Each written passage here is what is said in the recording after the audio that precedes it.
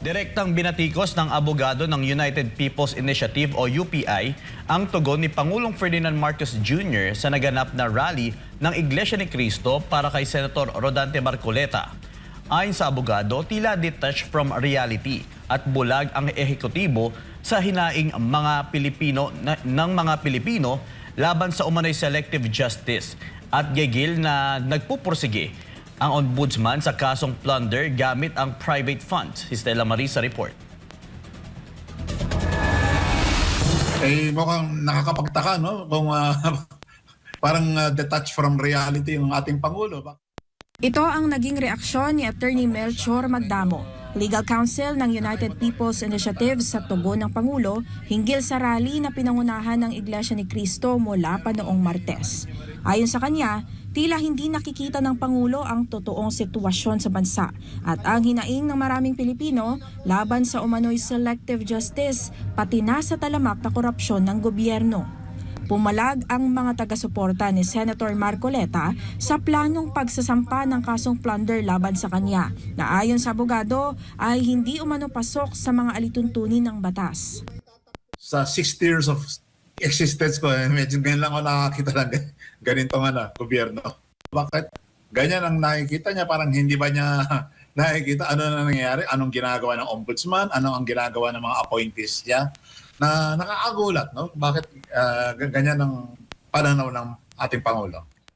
Matatandaan na nanindigan ang Office of the Ombudsman na may mabigat na bayan ito sa posibleng paghahain ng kaso sa Sandigan Bayan laban kay Marcoleta. Ito ay dahil sa umano'y pagtanggap nito ng 75 milyong pisong donasyon noong 2025 elections na hindi nito idineklara sa kanyang SALN at SOSE. Pero tugon naman ni Attorney Magdamo, halatang-halata ang ginagawang selective justice ng kasalukuyang administrasyon at ginagamit lamang ang iba't ibang ahensya ng gobyerno, katulad ng ombudsman, para gipitin ang sinumang tatayo sa katotohanan. Sobrang selective justice ang ginagawa ngayon.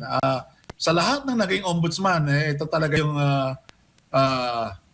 kung i-compare sa mga nakaraan na ombudsman, napaka-selective nito, itong nakaupo ngayon. Sobrang. Binigyang diin pa ni Magdamo na simula nang maipasa ang anti-plunder law noong 1991, ngayon lang umano may kakasuhan ng plunder dahil sa pagtanggap ng pribadong pondo o private funds. Babala ng abogado, kung susundin ang lohika at pattern ng ombudsman laban kay Marcoleta, dapat din kasuhan ang halos 70% ng mga politiko sa bansa na tumatanggap ng donasyon mula sa mga taga-suporta tuwing eleksyon. Giit ni Attorney Magdamo, pilit at halatang hinahanapan lamang ng butas si Marcoleta, partikular na matapos niyang pangunahan ang investigasyon sa kontrobersyal na flood control scandal ng pamahalaan. Hindi lang pilit, sobrang pilit. Lalo-lalo naman sa mga abogado ng nakakaunawa, no? Kahit yung first year law student, common sense lang Sobrang pilit. At nakakagulat bakit ganun. Para sa Diyos at sa Pilipinas kong mahal, ito yung Citizen Correspondent Stella Maris nag-uulat, SMNI News. Tila nauulit umano ang kasaysayan sa kasalukuyang malawakang pagtitipon ng taong bayan laban sa pamahalaan ayon sa political analyst na si Kaado Paglinawan. Aniya, unti-unti nang gumuguho ang kasalukuyang administrasyon. Si Daniela Paulite sa balita. There is a total collapse of leadership. Hindi na umano mapipigilan ang pagrarally ng taong bayan laban sa gobyerno. Ito ang pananaw ng political analyst na si Kaado Paglinawan, kasunod ng malawakang pagtitipon sa EDSA People Power Monument para sa panawagang transparency at accountability. Anya, tila nauulit ang kasaysayan noong panahon ni dating Pangulong Ferdinand Marcos Sr. Pero pagkaya na nag-swell na sa numbers na nakita ko noong 1986, hindi na nila mapipigilan yan. Iginiit din ni Paglinawan na hindi umano makaiiwas ang kasalukuyang administrasyon sa pananagutan kaugnay ng mga alegasyon ng pandarambong sa kaban ng bayan. Mungkahi niya isauli na umano ang mga pondong sinasabing ninakaw at resolbahin ang usapin upang maiwasan ang mas matinding kaguluhan. Kung ako si Martin Romualdez, kung ako si Marcos, 10 ng kanyang pamilya, bago magkasakitan, ay pinapalalangin ko na magsoli na lamang sila ng pera katulad na nangyari noong 1986. Nagpahayag din ng pagkadismaya si Paglinawan sa umano'y kawalan na ng mapagsumbungan ng mga whistleblower at iba pang nagsasalita laban sa pamahalaan dahil sa umano'y pagsasampa ng kaso at panggigipit sa kanila. Baliktad na ang mundo. Ang kasamaan ang nagahari sa gobyernong Marcos at ang kasamaan yan ang mismong puputol at pupugod sa ulo nakaluklok dyan ngayon at naghahari. Nag-ugat ang malawakang pagtitipon ng Iglesia ni Cristo at iba't ibang grupo dahil sa umano'y panggigipit kay Senator Rodante Marcoleta. Para sa Diyos at sa Pilipinas kumahal, Daniela Paulita, SMNI News. Mas mabilis pa sa speed train ng China. Ganito inilarawan ng geopolitical analyst na si Professor Ana Malindog Uy ang umano'y umiiral na selective justice sa ilalim ng Administrasyong Marcos. Kasunod na mga kilos protesta sa EDSA, hayagang binatikos ng eksperto ang paggamit sa legal na sistema upang patahimikin ang mga kritiko at oposisyon habang tila usad pagong naman ang hustisya kapag ang mga sangkot ay kaalyado ng kasalukuyang administrasyon. Si Carlo de la Peña sa balita. Mariing kinuwestiyon ni Professor Ana Malindog Uy ang mga pahayag ng pamahalaan na walang pinipili ang batas sa bansa. Napakalinaw umano ng mga sintomas na ginigipit ng gobyerno ang mga politikong hindi nito kasundo, partikular na ang mga iniuugnay sa kampo ng mga Duterte. Pero look at what is happening in the country. They're actually weaponizing the justice system against the critics, political opponents of the current administration of BBM. Kinwestiyon din niya ang magkaibang trato ng Department of Justice at Ombudsman sa mga kaso na magkabilang panig. Halimbawa rito ang mabilis na pag-usad ng reklamong plunder laban kay Senator Rodante Marcoleta dahil lamang sa mga donasyon sa eleksyon na aniya ay karaniwang kalakaran naman sa bansa. Matapos nitong pangunahan ang investigasyon sa flood control scandal. Samantala tila natutulog naman ang mga reklamo laban sa mga kaalyado ng Malacanang. Pag ang kritik, ang kanilang tinira, mabilis pa sa speed train ng China, mayroon ng kaso at kulong na agad, aresto na. Pero kapag nasa linya nila at kaalyado nila, sus Mariosep, parang prosesyon na pagkabagal-bagal, parang pagong na aabutin ka ng siyam-siyam before nila ma-build yung case.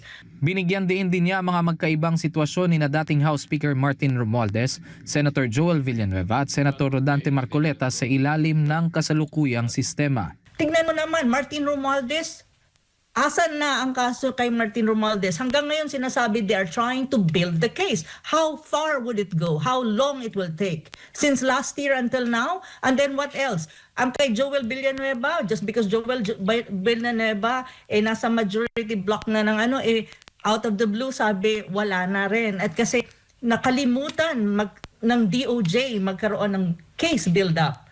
Now you have what? Senator Marcoleta out of the blue, mayroong plunder case just because of the donation. Kasabay nito, hindi rin pinalampas ng political analyst ang pag-alis ni Pangulong Ferdinand Marcos Jr. patungong Canada sa gitna ng tensyon at malawakang protesta sa EDSA na pinangunahan ng Iglesia ni Cristo at iba pang mga grupo. Ayon kay Malindog Uy, ang pag-alis na ito ay tila pagpapakita ng labis na pagkakampante ng Pangulo sa hinaing ng publiko. Hamon niya sa Pangulo bago ito lumipad palabas ng bansa. Dapat siguro, ang alalahanin muna ni BBM is bakit? At tanungin niya ang sarili niya. Kasi mayroon ako nabasa na report, ang sabi niya, hindi niya maintindihan kung bakit daw nag-rally ang INC. Siguro, makinig siya dapat sa sinisigaw ng mga tao, ng mga rallyista. Anong sinisigaw ng Pilipino right now? Ang sinisigaw is accountability, transparency, at don't bend the law.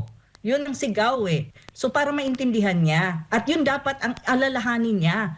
Sa huli, pinaaalahanan ni Malindog Uy ang mga kasalukuyang nakaupo sa kapangyarihan na ang kanilang posisyon ay hiram lamang mula sa mga mamamayan at ang taong bayan pa rin ang may huling salita sa kanilang pananatili sa pwesto.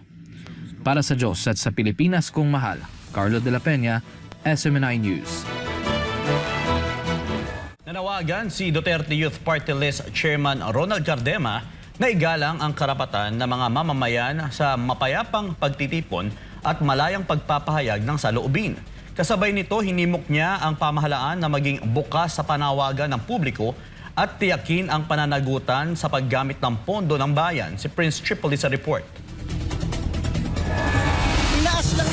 Sa panayam kay Ronald Cardema, iginit nito na mahalagang marinig ang boses ng taong bayan sa ilalim ng isang demokratikong sistema, lalo na kung may mga isyung may kaugnayan sa pamamahala at paggamit ng pondo ng gobyerno. Sinabi rin niyang suportado niya ang mga pagtitipon na isinusulong ng mga miyembro ng Iglesia ni Cristo at iba pang mga mamamayan na nananawagan ng accountability o pananagutan ng mga opisyal sa paggastos ng pondo ng publiko. Iginit din ni Cardema na ang mapayapang pagtitipon at malayang pagpapahayag ay may karapatang nakasaad sa batas at hindi dapat hadlangan hanggat isinasagawa ito ng naaayon sa umiiral ng mga alituntunin.